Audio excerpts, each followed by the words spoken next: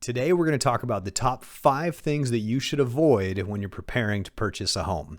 Now, these things will be whether you are a first-time buyer or even if it's not your first time. These are all things that you need to avoid. So stay tuned because some of them might surprise you. Number 1, don't quit your job. You need a job to buy a house. You need income, right? So I feel like I shouldn't have to say that, but you would be surprised. But beyond that, even not just quitting your job, if you decide to change jobs or become self-employed, those are also major problems. Talking about self-employed specifically, if you decide that you want to go and start your own business, that's fantastic. But either one, be a homeowner already or have a plan for the next few years. Because when you're self-employed, there's no way around it. We have to have a 2-year history on the tax returns that shows that income, and we have to average those two. And historically, if you are starting a new business, your first year, even 2 years, aren't going to be great in most cases.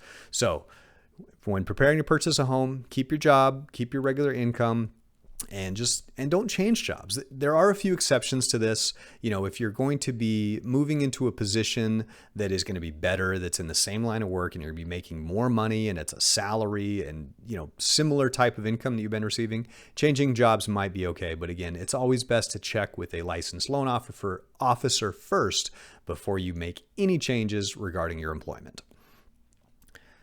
Number 2, do not create any new debt. Do not go out and buy that new car. Again, there are exceptions to that. If you have a high car payment already and you're going to trade it in and buy something that has a lower car payment, then yeah, that could be a good idea. The biggest thing is you don't want to create new debt. You want to have the least amount of debt possible when you go in for that loan application, because that's going to be able to show us how much you can approve or how much of a loan you can qualify for, how much I can approve the loan for.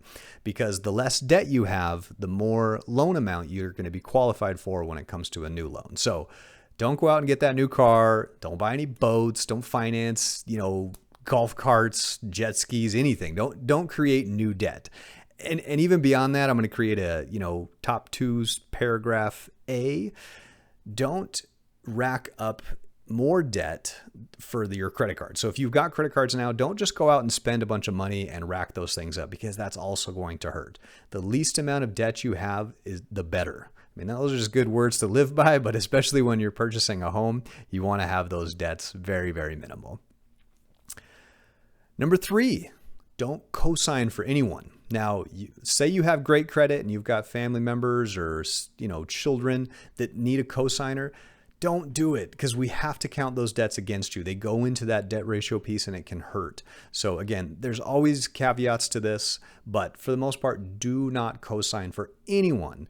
Or if you are, talk to me first. There's a few minor situations where it might work out, but for the most part, it's a bad idea. Now, what if you're already a cosigner? There might be people freaking out right now because they cosigned on something for their child or a brother or a sister or whatever it might be. Depending on the situation and how long that loan or deal has been around, if we can show that someone else has been making the payment on a cosign deal for at least 12 months, so it has to have been around for a year. So if you cosigned a year ago for your kid's auto loan or car loan, as long as we can prove that they're the ones making the payments and we can make that for 12 consistent months or 1 year, you're okay. We can take that out of the debt ratio. So again, there are a few little things here and there that contribute. But for the most part, when you're going to buy a new house, do not cosign for anyone. No! Number 4, do not fall behind on your bills. I cannot stress this enough. Number 1, it kills your credit. It absolutely destroys your credit score if you are late on a credit card, an auto loan, an installment loan, anything.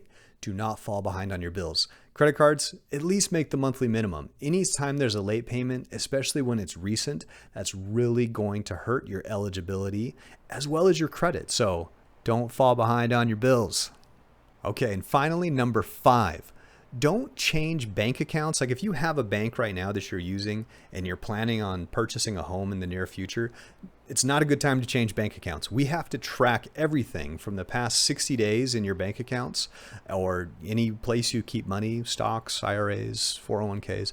Don't make any big changes or moves or anything like that, because that's really going to make things difficult and create a lot more paperwork for you. I know it sounds silly, but we really do have to track every single dollar coming in and out of those bank accounts. So if you're moving money from this account and putting it over here and transferring it to this person and pulling cash out and putting it back, it can create problems. So don't move any money around. Don't change bank accounts. Save all that for after you've closed on your home. Then you have lots of other options. But guys, these were the top 5 things that I think are the things to avoid when purchasing a home. I'd love to hear your thoughts on them. And honestly, there's always unique situations, right? Everyone's situation is different. So if you are concerned or if there are things on there, just call me. Call me. I'd be happy to walk you through the do's, the don'ts, and everything you should do and what it's going to take to get you pre-qualified. So as always, guys, be sure to like and subscribe. If you have any questions or comments, hit me up below, and you guys have a great day.